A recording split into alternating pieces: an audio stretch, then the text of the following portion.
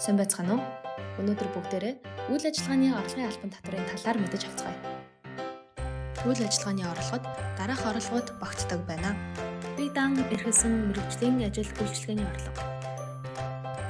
Жишээлбэл тэлмэн маань инженер эсвэл эрдэмтэн хуульч болж болно.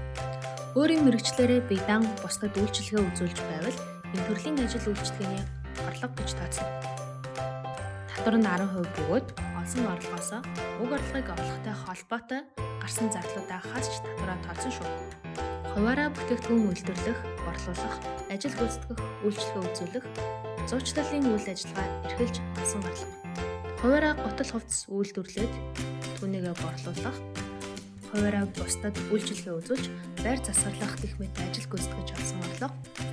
Бусдын барааг борлуулах гэх мэтээр зуучлах хэлбэрээр орлого олж байвал дээрх орлого олохтой холбоотой гарсан зардлуудаа орлогоосоо хасч татвараа тооцоолно.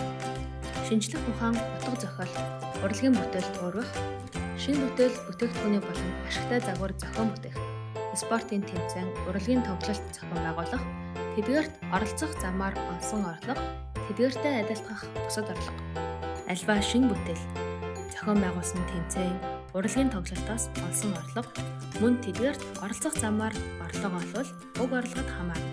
Жишээ нь Big хамтлагийн тоглолт болвол тоглолтноос олсон орлого, мөн уг тоглолтод зочноор оролцож дуулаад орлого олсон дуучид маань орлогоосоо татвар төлөх нь байна.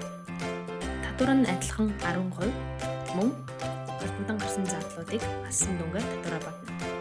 Гэхдээ анхаарах зүйл бий.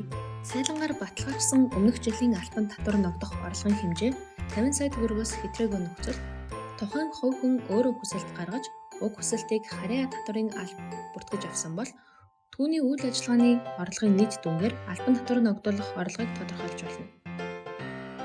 Тухайн хувь хүн нь e-tax цахим системд бүртгүүлсэн байх, бас e-баримт шилдэг байх хэрэгтэй. Эрхэлж байгаа үйл ажиллагаатай холбоотойгоор үн төлбөргүй бусдаас авсан бараа ажил үйлчилгээ. Жишээ нь гутлын үйлдвэрлэл эрхэлж байгаа хүнд хэн нэгэн хүн гутлын тоног хөрөмж эсвэл гутлын арсны материал өнгөө бэлгэлвэл зах зээлд борлуулагдах дүнгээр орлого олсон гэж үзэж татвар төлнө.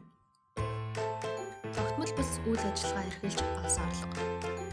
Тогтмол эрхэлдэггүй үйл ажиллагаанаас олсон уг орлого нь тухайн хувь хүний орлогын гол эх үүсвэр болдоггүй бол дээрх орлогод хамаарна. Жишээ нь доржгой тогтмол ажил эрхэлдэг орлогын эх үүсвэртэй. Гэхдээ өөрт илүүдэлтэй байгаа хувцснуудаа зарсан эсвэл шинжилгээр бэлгэний уутнууд ож зарсан гэж бодъё. Доржгой ийм үйл ажиллагаа тогтмол явуулдаггүй. Өөр орлогын эх үүсвэртэй учраас уг орлогод тогтмол бус үйл ажиллагаа эрхэлж олсон орлогод хамааруулж болох нэ. Орлого олохтой холбоотой гарсан зардлуудаа хасч 10% татвараа тооцоогоо мартгацай. Анхаарч үзсэн та бүхэндээ маш их баярлалаа. Дараагийн хичээлээр уулзцгаая. Түр баяртай.